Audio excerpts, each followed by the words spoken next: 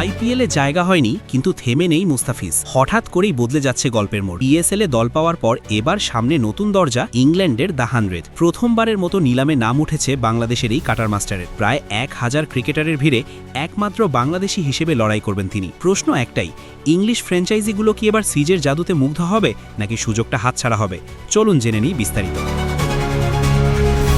বাংলাদেশের পেস আক্রমণের অন্যতম বড় ভরসা মুস্তাফিজুর রহমানের কেরিয়ারে নতুন একটি অধ্যায়ে যুক্ত হতে যাচ্ছে।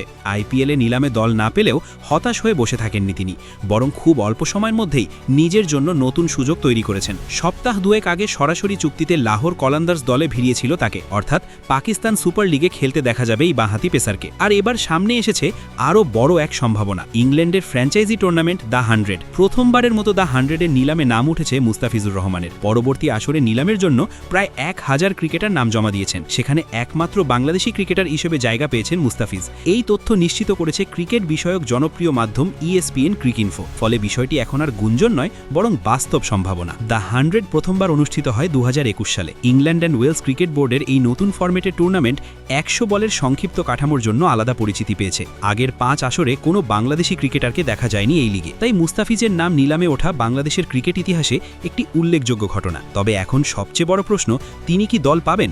নিলামের বাস্তবতা বেশ কঠিন। প্রায় 1000 ক্রিকেটারের মধ্যে থেকে ফ্র্যাঞ্চাইজিগুলো সীমিত সংখ্যক খেলোয়াড় বেছে নেয়। সেখানে প্রতিযোগিতা থাকবে বিশ্বসেরা তারকাদের সঙ্গে। আরেকটি গুরুত্বপূর্ণ দিকও রয়েছে, দ্য 100-এর 8টি দলের মধ্যে 4টি আইপিএল মালিকানাধীন প্রতিষ্ঠানের আংশিক বা পূর্ণ নিয়ন্ত্রণে।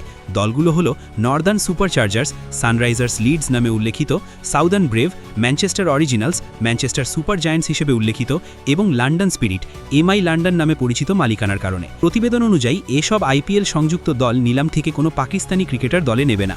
যদিও বিষয়টি নিয়ে আনুষ্ঠানিক অবস্থান স্পষ্ট নয়, তবে আন্তর্জাতিক ক্রিকেট রাজনীতির প্রভাব যে ফ্র্যাঞ্চাইজি ক্রিকেটেও পড়ে তা আবারও আলোচনায় এসেছে। এই প্রেক্ষাপটে মুস্তাফিজের সুযোগ কতটা, সেটি নির্ভর করবে দলগুলোর কৌশল ও প্রয়োজনের ওপর। ইংল্যান্ডের কন্ডিশনে বাঁহাতি পেসারদের আলাদা চাহিদা রয়েছে। সুইং ও স্লোয়ার ভ্যারিয়েশনের জন্য মুস্তাফিজ ইতোমধ্যেই আন্তর্জাতিক অঙ্গনে পরিচিত। আইপিএলে অভিজ্ঞতা, আন্তর্জাতিক ম্যাচে চাপ সামলানোর দক্ষতা, সব মিলিয়ে তার প্রোফাইল শক্তিশালী।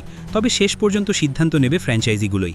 সব মিলিয়ে মুস্তাফিজুর রহমানের সামনে এখন এক নতুন দিগন্ত। আইপিএলে সুযোগ না পেলেও PSL এবং সম্ভাব্য দ্য 100 দুই লিগ মিলিয়ে তার আন্তর্জাতিক ফ্র্যাঞ্চাইজি কেরিয়ার আবারও গতিতে ফিরছে। এখন চোখ থাকবে নিলামের দিনের দিকে। বাংলাদেশের সমর্থকরা অপেক্ষায়, ইংল্যান্ডের মাটিতে কি দেখা যাবে কাটার মাস্টার মুস্তাফিজের জাদু?